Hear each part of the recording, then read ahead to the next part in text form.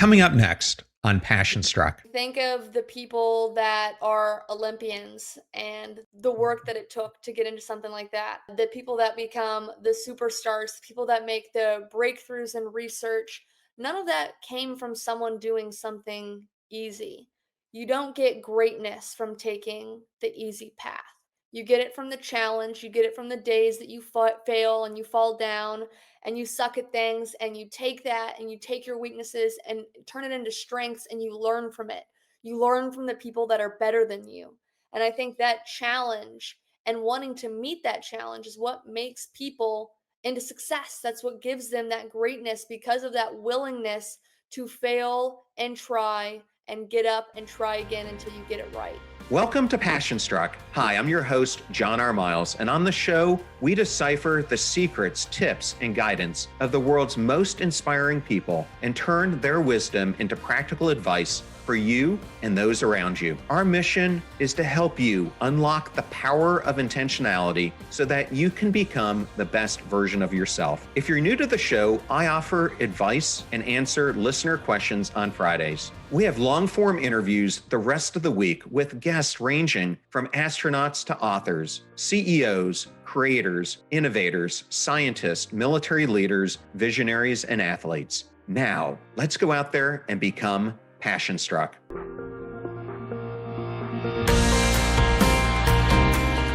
I am so honored today to have Madison Marsh, Miss America, on the podcast. Welcome, Madison. Thank you so much for having me. So, for my regular listeners of Passion Struck, they know I went to the Naval Academy, and I always like to get the background paths to those who end up going and serving.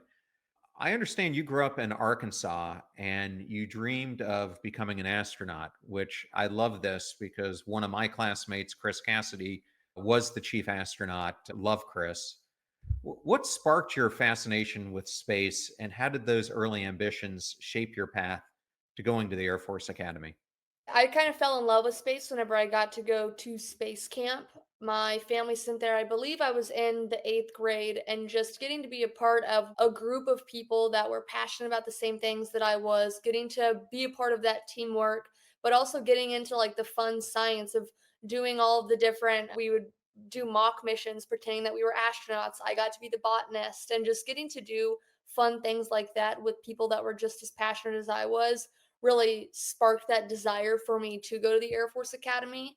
And after talking to a lot of those astronauts there, I had kind of seen their path and how they became astronauts. And one of the ways I kept hearing over and over again was this aspect of military service. So that's what got me interested in going to the Air Force Academy. And when I was a mid, my physics instructor was Wendy Lawrence. Wendy became the first Naval Academy female alumni to go to space. And she's been my mentor now ever since, so 30 plus years. But I remember talking to her, and she told me very similarly that she saw this path to the Naval Academy, then becoming a pilot, doing all the things that she needed to become an astronaut, which she did. So you end up going to the Air Force Academy, and this is right after your mom, who we're going to talk a lot about today, had a very heroic battle with pancreatic cancer. How did her passing in 2018 impact your journey and your aspirations at that point? I mean, I feel like it was hard for me to understand how it was going to impact me in the way that it did now. But I remember one of the last things that I got to tell my mom was about how I was going to go to the Air Force Academy and about all of the dreams that I had for myself. So it was like, even if she couldn't be there with me in person, she did still get to be a part of it in some way because she had known what I wanted to go and achieve. But now I would say the biggest way that her passing has changed me is even though I don't want to be an astronaut anymore, I don't want to fly for the military. I've now had a newfound sense of purpose in life of what I love to do, and that's working on pancreatic cancer, whether that be in or out of the uniform. And I think that's been pretty incredible getting to have her loss turn into something that could be positive for other people, that can be meaningful and help their lives. And I think now that I've gotten to choose that path and I'm on a road that now feels more true to who I am and true to what I've experienced in life. It definitely makes me a lot more excited about the prospects of my future versus how it was beforehand whenever I was chasing down this astronaut path for years and years when it slowly became something that wasn't something that I was genuinely passionate about anymore. The academies are all known for being rigorous, and I remember my plebe year and the stresses that were thrown upon me. I can't imagine having to navigate that environment while still grieving the loss of a parent. How difficult was that for you during those early when you were first at the academy? I mean, I tried to not show up on the first day of basic because I was really afraid of what it was going to be like to one, be grieving my mom all the way across the country. And I didn't have any of my family, didn't have any of my friends with me. And I knew that on top of that, I had all of these ways that I was using to kind of grieve or maybe keep my mind off of it. All those were being taken away from you because it's basic now, because it's time for you to focus on the training that they're going to give you, and that was incredibly difficult. I tried to not show up on the first day, and my dad still made me go. The second day, I tried to call home and told him I was quitting, and he told me I couldn't come home if I quit, so I had to keep going. And it didn't get easier from there. I remember, I mean, all throughout my first semester freshman year, I wanted to transfer to a different school that was going to be closer to home so I could be there for my little sister, for my dad. And it really wasn't until second semester of my dually year that I really started to fall in love with the place and fall in love with what they were providing me. That was when I met Dr. Anderson, who's been a tremendous mentor to me that has really led me through so many important places in my life, and also met my now fiance and soon to be husband. And I think getting to have those people that supported me there made that path of grieving a whole lot easier because then I had people that I could actually lean on and confide in when the days at the academy just sucked. I have written a book called Passion Struck, and in it, I describe my experience at the Naval Academy and the importance that grit had, the combination of perseverance and passion at helping me get through. How did your early struggles at the academy help you develop grit and helped you become who you are today? And I think some of it is a little bit against your own will because when you're there, you have no choice but to keep going. And on top of that, there were a lot of people that I promised that I was going to make it through. I promised my mom that I was going to graduate from the Air Force Academy, that I was going to do all of these things. And then beyond that, I think in the beginning phases of the academy, it might be external, as in someone else is forcing you to be gritty and forcing you to be resilient because you have no choice. And slowly over time at the academy, it becomes more of an internal process of you're going through the suck because you believe in the process, because you love it and you love the challenge. And that's over time kind of what I finally got to be able to see and appreciate about the academy because nothing good ever comes easy.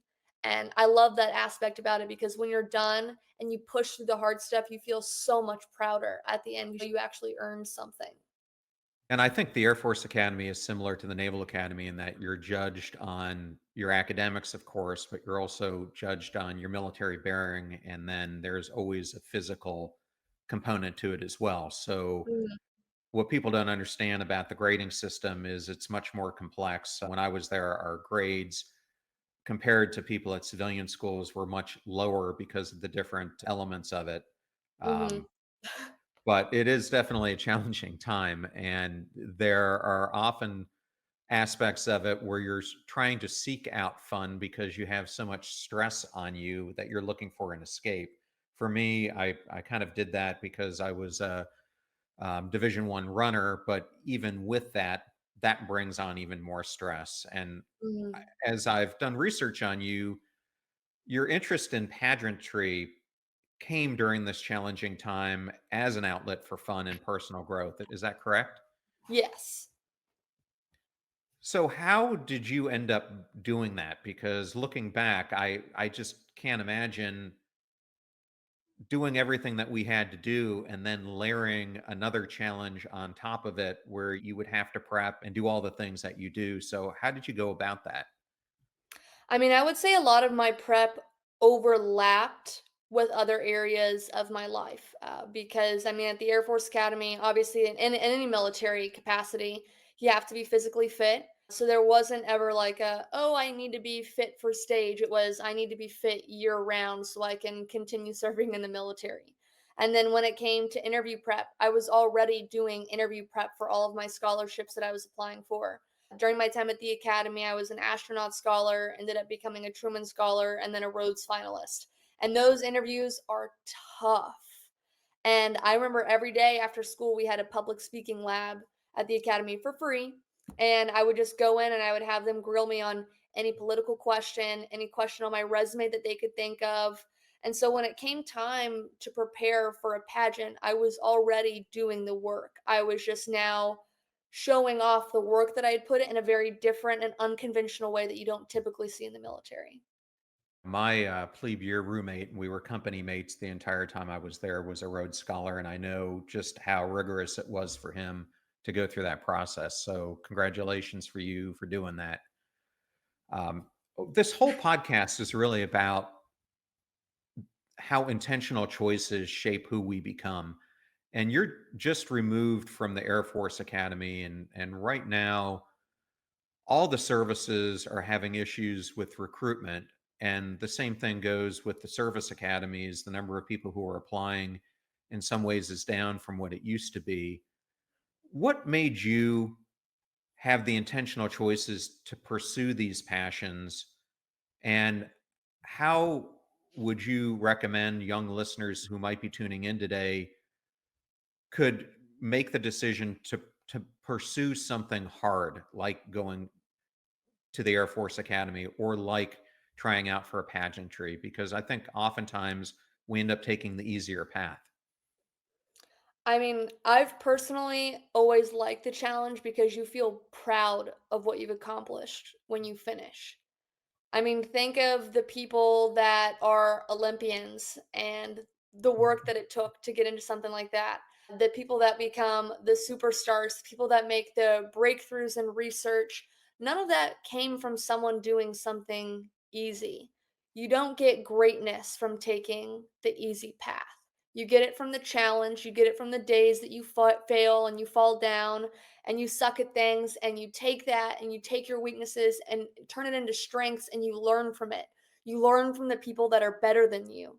And I think that challenge and wanting to meet that challenge is what makes people into success. That's what gives them that greatness because of that willingness to fail and try and get up and try again until you get it right. And I think that comes with anything. But at the end of it, you also have to be passionate about what you're doing. Obviously, the military is not going to be for everybody.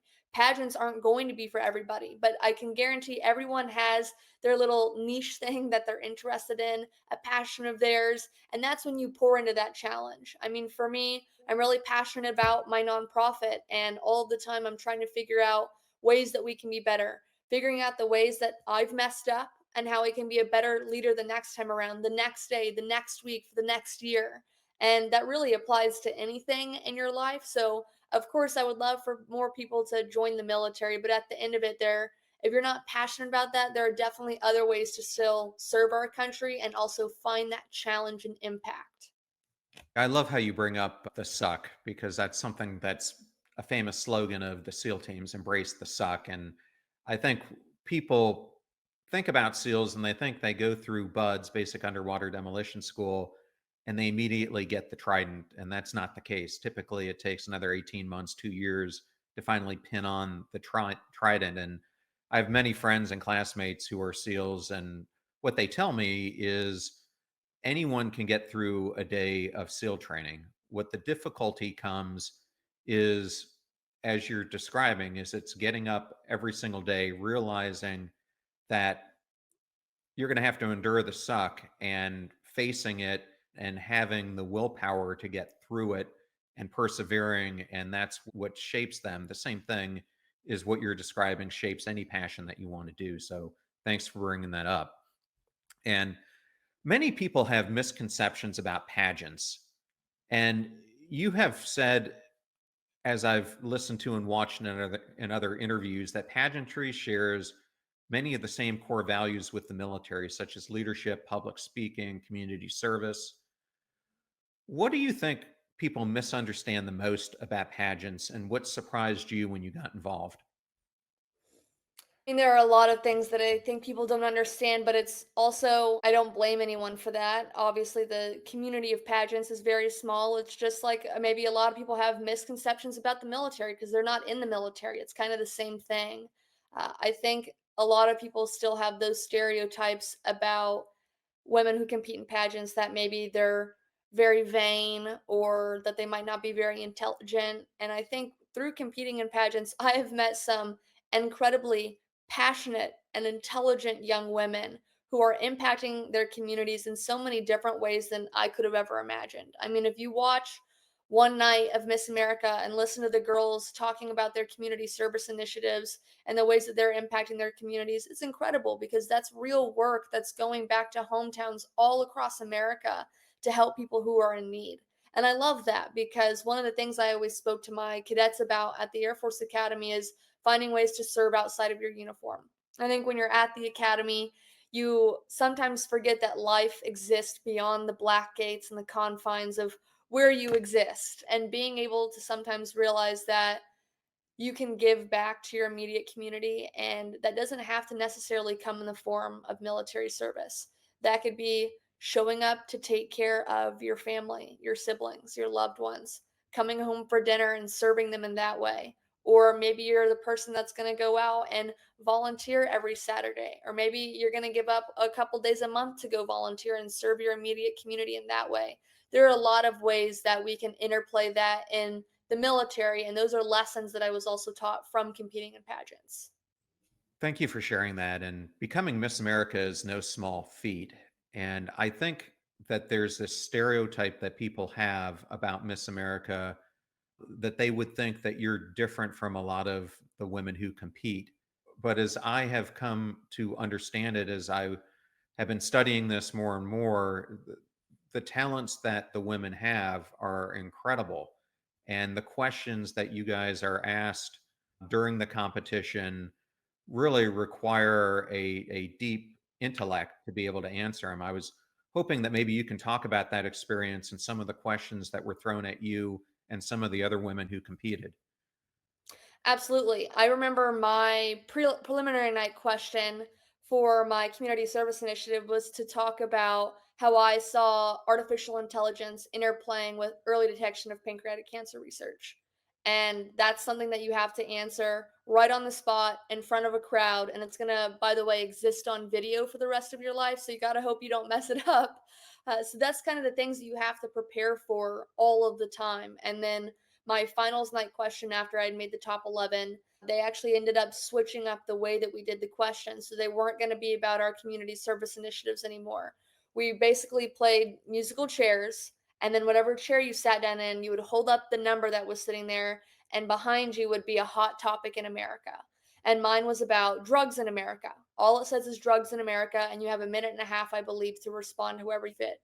And my specialty obviously is not specifically in maybe the drug crisis happening in America, but I had the opportunity and the training to recognize I knew about different types of drugs in America, specifically cancer drug therapies and kind of the ways that we are have major gaps in our system specifically pertaining to pancreatic cancer. And so I had the opportunity to speak on that. So constantly your wheels are always turning to see in what ways does the question that's being asked apply to some facet of your life and your passion so that people come away remembering your answer. The other thing that I think was so unique about your approach to the pageant was your talent performance. You did a monologue about your first solo flight, which was really, I thought, unconventional, but very impactful. What inspired that choice, and how did you prepare to deliver such a unique performance? Well, I couldn't sing or dance, and you have to have a talent to compete in Miss America. So I thought to give a speech about something, but I knew you can't just give any normal speech. Like if I were to talk to you about what my solo flight was actually like, people would probably be a little bit bored because it would be monotonous. And so the way that you take a speech and you elevate that is you really have to turn it into a performance. It's no longer just a speech that you might be giving, like a keynote speech at a conference. It has to truly be a performance to put people where you are, bring them in, and keep them listening and not looking away for that entire minute and a half. So I ended up meeting up.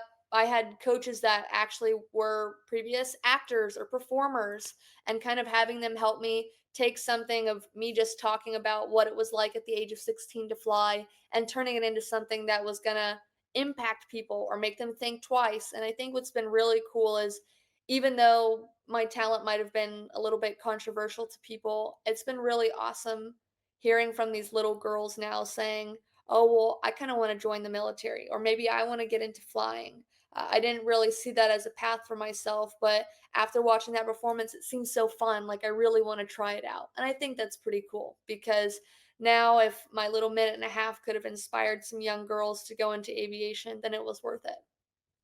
And I've heard you talk about people have asked you the question, how do you feel about being a boundary breaker? And you always go to all the women who preceded you and all the other leaders who preceded you to break boundaries. But what you have done is pretty remarkable to be the first active duty military officer to earn this title. What does it mean to break this barrier, and how have those others before you inspired your journey? I feel like the people that have come before me have made us extremely privileged. I can't even grasp what it was like for the women who were the first ones to go to the Air Force Academy. I will never know what that's like. And I was extremely privileged to just always assume that I had the opportunity to go and apply and attend the school, and I didn't have to fight for anything. So thanks to them and all the ones that had come before that to give us that, because it's still impacting us in ways that we honestly take for granted all of the time. We're the first women that joined the military. I take for granted being able to get up every day and just put my uniform on.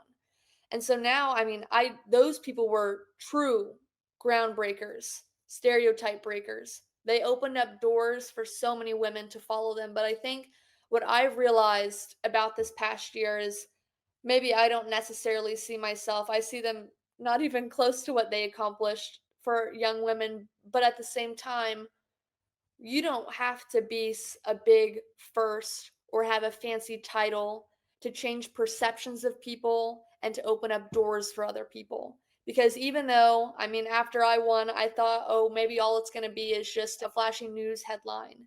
But it ended up turning into me being able to give hope to some other young women to show them that you don't have to sacrifice your personality or your passions in life to put on the uniform. And I think anybody can do that. You don't have to be Miss America or have some other big title to make a difference in other people's lives. Just showing up and doing what you love can open up so many doors for other people. And I think that is just as impactful as being the first. Anybody has the ability to do that. I think that's such an important message. And I'll go back to my story about Wendy Lawrence, who became an astronaut. She was in the second class of females at the Naval Academy. I think it was the class of 81. And to put even more pressure on, her father was the superintendent during that time. So I can't even imagine what that would have been like, especially when he kept showing up on the hall to go visit her, or would call her on the phone and they come to her room and say, "The soup's on the phone for you." That's She told me great. she was but I also interviewed Vice Admiral Sandy Stowes, who was one of the first females to graduate from the Coast Guard Academy, ended up coming back to be their superintendent. And she told me that typically during that time, about 60% of Coast Guard graduates would make it through. But for the first classes of females, it was under 30% just because they were harassed and tried to push out so much. So just hearing their stories and how they had, I guess they felt that they had to be even better to make it through and to push through is just an amazing story for both of them to see where they've ended up. So, one of the things that being Miss America allows you to do is to have a platform. of Mhm. sorts because you're on all kinds of media programs. In this 1 year, I can't even imagine what it's been like, the whirlwind you've been through. But for you, it's allowed you to do something that's very personal and has the ability to influence people worldwide. That is to talk about the Whitney Marsh Foundation that was founded in memory of your mom, which is such a powerful and personal initiative. Can you tell us how that began and what you hope to achieve through its work? Absolutely. My mom passed away in 2018 whenever she was only 41 from pancreatic cancer. And about 2 weeks afterwards, my family was trying to figure out how we were going to deal with this loss and how we could turn it into something positive for other people. And that was how the Whitney Marsh Foundation was born. My mom was a really big runner, and we wanted to make sure that we encapsulated her actual personality and her passions and things that she really loved in life into the nonprofit. So, one of the main ways that we've raised money over the past 6 years has been through hosting a 5K, 10K to bring people together, doing something that my mom loved, but also promoting some of those healthy lifestyles that can hopefully maybe prevent against things like different forms of cancer. But now looking towards the future, we recognize that Arkansas might be a underrepresented state when it comes to cancer care. We don't have one of the MD Andersons or the Johns Hopkins or anything of that nature. And we want to make sure that people don't have to leave our state to get the care that they need. So, what I would love to see is the Whitney Marsh Foundation becomes one of the leading nonprofits for pancreatic cancer care in the state of Arkansas so that we're able to bring in those resources. We're able, if people do have to leave the state, then maybe we can be the ones that are going to pay for their travel so that people aren't having to have that financial burden be a barrier to the care that they need to receive.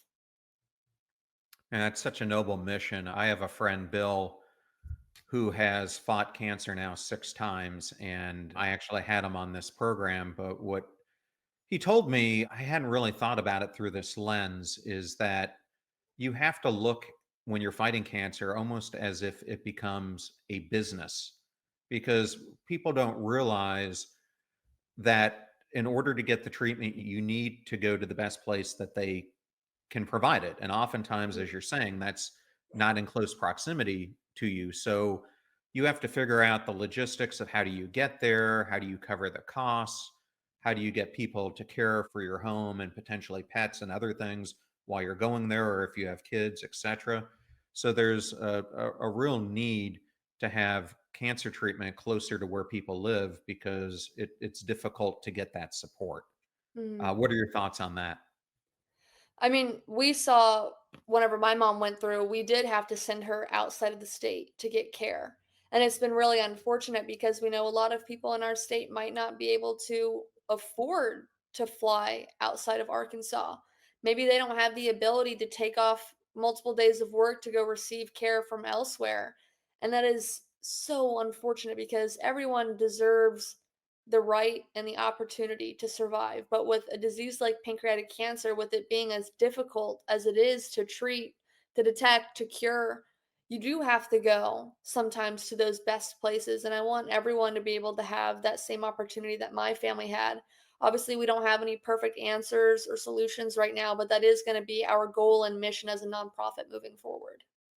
People who are regular listeners to this know that my sister passed away earlier this year, also from pancreatic cancer. She first developed it when she was 46. And I remember when she had, after she'd gotten the Whipple surgery and it ended up coming back, she was really put in this place after they did several rounds of chemo that she had to do clinical trials. Mhm. And I remember she was having to do it in San Antonio, which meant that in order to do that, the logistics were twice a month. She had to find a way to get down there to San Antonio. She had a son who was in middle school. So it was very challenging. So I just look at what she went through and how important that can be. Mhm. So, because of your mom and my sister, you and I are both, we both hold pancreatic cancer awareness and research close to our hearts. And I know we both try to support PanCan as much as we can, who has made some huge strides in both increasing the awareness and prolonging the lifespan of so many people who are faced with this devastating disease.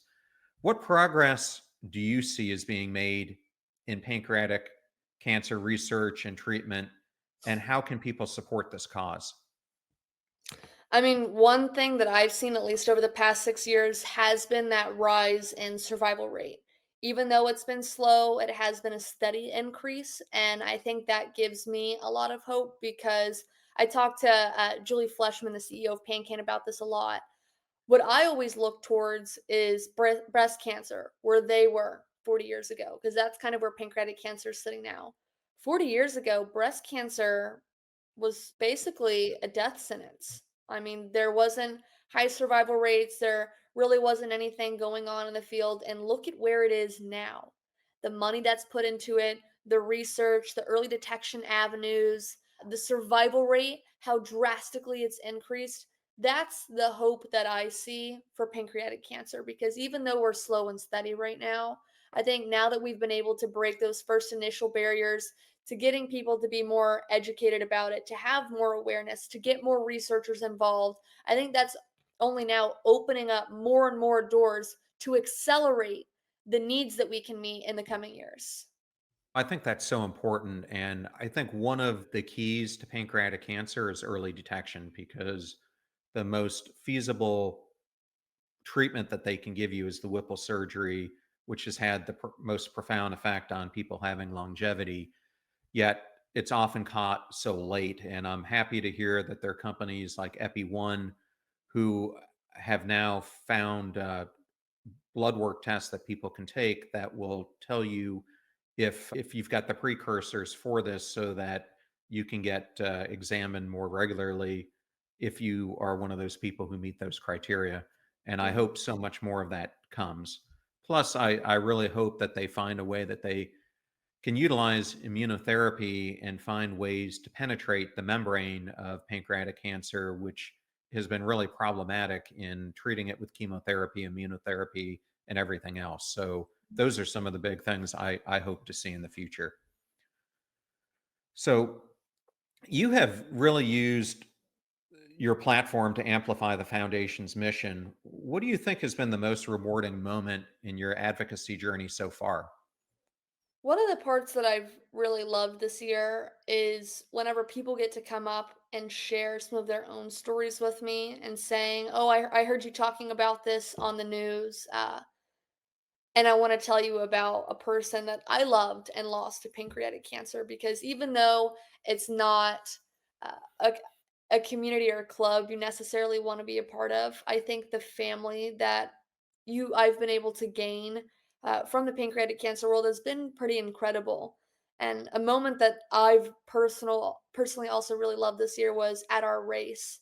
I've never had any survivors ever come to Whitney's race before, and this year we had multiple. They had never met each other before and then ended up seeing on their t-shirts saying survivor. So them and their families and their spouses, they all walked together. And there's this one photo of a survivor that I met and getting to hear his story of him walking across the finish line with his hand in the air. And I just think getting to see photos like that gives us a lot of hope for what we can achieve. And I know it's definitely shown to my volunteers this is what we are working towards. We want this guy's story to amplify and be like just like every other patient's, and that's been pretty incredible to get to see. I had Maria Menounos on the podcast earlier this year to highlight her journey. And I'm really grateful for the work that she is also doing to try to help get the word out about this with the platform that she has. Are there additional stories from the PanCan family that you'd like to share of inspiration and to give listeners hope? I mean, I would say if anyone's going to listen to any of the stories, they should go hear it right from the mouth. There are pages on PanCan's website of testimonies of survivors. Also, on our page at the foundation, we run a newsletter every single month, and that typically includes interviews either from survivors or family members and their stories and experiences with pancreatic cancer because we want to remember everybody's story. We want to highlight those, give people hope, but also give people the opportunity to memorialize the people that they love. And so we have that on our page and on PanCan's page. And I think reading through all of those stories always recenters me, to my passion, my purpose, and our mission towards a better future for all pancreatic cancer patients. I mean, those stories are truly inspirational, and thank you for highlighting that. And I'll make sure we put all the resources to PanCan and the past interviews that I've done in here as well, because I've had Julie on the podcast and the chief science officer and some other members as well of their community. So I want to go back to Miss America for a second. Uh, I have a classmate from the Naval Academy who ended up playing professional football for the Green Bay Packers, actually won a Super Bowl ring. And I know for him, he had a lot of trial and tribulation trying to convince the Secretary of the Navy at the time to allow him to play. It wasn't the easiest thing for him to do. I understand from following you that as you were pursuing this, you were very open with the Air Force about the fact that you were doing the pageant. You went to your commanding officer and leadership chain and kind of said, the chances of me becoming Miss America are very slim, 1 out of 52, but you wanted to prepare for it, etc. So, how has the Air Force supported your role as Miss America?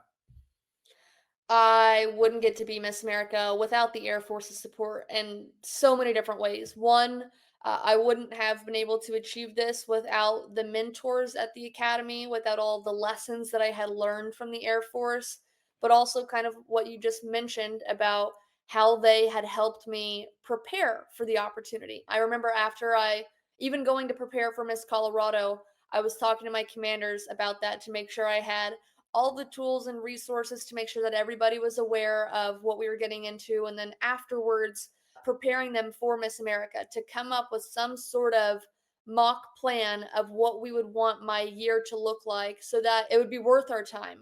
We could get all the use out of it for what the Air Force needed to meet and to ensure that I'm still meeting the standards as an officer. Because I also made it clear to them that, yes, this is my side passion, obviously, but the Air Force comes first because I made a promise to serve, signed my name on that dotted line, and that was my duty and my mission first above all else. So if the pageant wasn't going to be able to fit into it, then I would have turned down the opportunity, gone back to school, and gone back into my service. But luckily, the Air Force did see the value and this opportunity and the types of recruiting that we could change the mission and bring into our Air Force. So we had spoken about it in the months beforehand. Lots of people got involved. And then after I won, I called the lawyers in the Air Force to let them know that what we had been preparing for actually happened and let my commanders know. And they quickly got to work with all of the people at the Pentagon. And my congressman, I believe, ended up giving a call to the Secretary of the Air Force to talk about what this could look like and the impact that we could have if they kept me on active duty. So I'm really lucky that they did because the Air Force has truly taken care of me so much this year. And I know my new commanders that have taken on this position to lead me through the Miss America process have really taken me in like family and had always made sure that above all else, they were able to put my well being first. And I think that has meant a tremendous amount to me now, recognizing the impact that it's had and how I can carry that into when I get to lead people again after this year is over. It's got to be a lot doing this and being in the military full time. How do you balance doing both? And how do you put 100% into being able to do both? Well, I wouldn't be able to do it without the Air Force. They are constantly working to make sure that I'm in regs, within the guidelines, that I'm following everything, staying legal. They're the ones, they're like hawk's eyes. They're now I've gotten really good at like flagging things before they even happen because they were recognizing potential problems 10 steps ahead of everybody else. And I think that has really helped me stay in both of those positions. But even more so than that, I think downtime is the biggest thing. Uh, People don't recognize how draining any sort of job can be. And I think giving your people back time to recharge and be with their families is an incredible gift to get people filled up again to be ready to do the job. And the Air Force saw that. I mean, I think my commanders truly recognized that this year. So anytime that they could to figure out where they could be able to give me some time off or give time back, because I had been working for so many extra days. I had given weekends up. They wanted to make sure that I was able to take the time to be with my loved ones, to recharge at home. And that's how you make both the jobs work. And I think that's a big lesson I'm going to be taking into when I go back full time into a normal Air Force job after Miss America is over, to make sure that my people come first every time. People are the most incredible resource that the Air Force has, that the military has. You can't buy enough people and the time and the mission and the passion they are willing to give back. So you have to give to them to make sure that they're able to do that job well. You have to make sure that if you're calling them in to work extra hours and give up their time, that as a leader, you are going to be there doing it with them. And if you are going to be asking them to give a lot of that time up, find ways that you can give things back to them to keep them recentered on the mission, able to continue filling up their cup and giving back in the best way that they can. Show up for your people and they will show up to do their job. I think that's such an important message, whether you're in the military or you're a leader overseeing people in a civilian role. It's showing up for the people around you. And I think that's one of the reasons we have so much disengagement today is because people don't feel like they hold significance in their roles. They don't feel like the companies treat them as if they matter and that what they're doing is important, and that being reinforced and people being treated for their individual talents. So I think you're really onto something there with what you were just talking about. I Looking back when you first won this award, you knew if you were going to win it that you were going to be thrust into the limelight. You were going to have to be on all these TV programs, etc. But once you went from imagining it to actually doing it, how big a chasm did that turn out to be? I mean, it was pretty scary, to be totally honest. I try to keep a lot of my personal life still private. And when people get super excited about everything in Miss America or happening in the Air Force, the media really wants to draw out all of these things. And I remember the first week I had reporters finding out where I lived in my hometown back in Arkansas, and they were trying to come into our house and figure out where I went to school so they could go into the school and find yearbook photos and go through every little small detail of my life. And I did not like that. So I made sure to set some lines up with my family and also with the press. I knew that my fiance didn't want to be in a lot of the photos that were being handed out to the press, so making sure we were keeping that private. Or I didn't want people going through all of my childhood and high school photos, so please don't give them all the addresses so they can go find things about me. And then, especially when it comes to negative press and negative media, because that has happened a lot this year, I have told my family I don't want to see it and I don't want to hear about it because I can't change people's public opinion and what they're saying about me. I can only do what I do, show up, do it well, and work hard. And sometimes that's not going to be enough for people. And I had a hard line with them that if they see something, please do not tell me because it's not going to change what they've said or what they've done. And I need to stay recentered and focused on the job and the mission that's currently at hand and in front of me.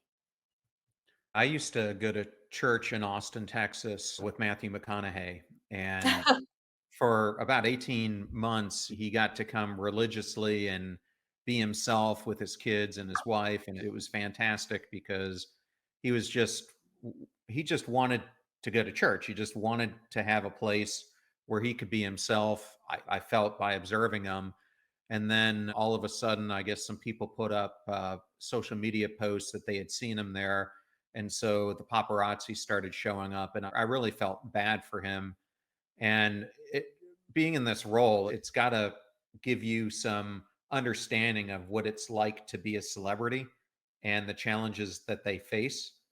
What's one thing that you would say to listeners about when someone's in that position? A lot of people say, Matthew, he's this movie star. He deserves this scrutiny that he gets, and he shouldn't have a public life. He shouldn't have a private life. Everything should be public. What do you say about that now that you've lived it? I've gotten a very small taste of everything this year, and I think that the grass is always greener. I think that people think that they see everything through rose-colored glasses and say, "Oh, well, they can't complain about X, Y, and Z because they got to have that position or they got to be famous or they got X amount of followers." And none of that matters because at the end of the day, this is coming off in a month from now, and I'm going to go right back to just being Madison Marsh. Not any of the titles or the accolades, nothing. I'll just, as I have always been, just me.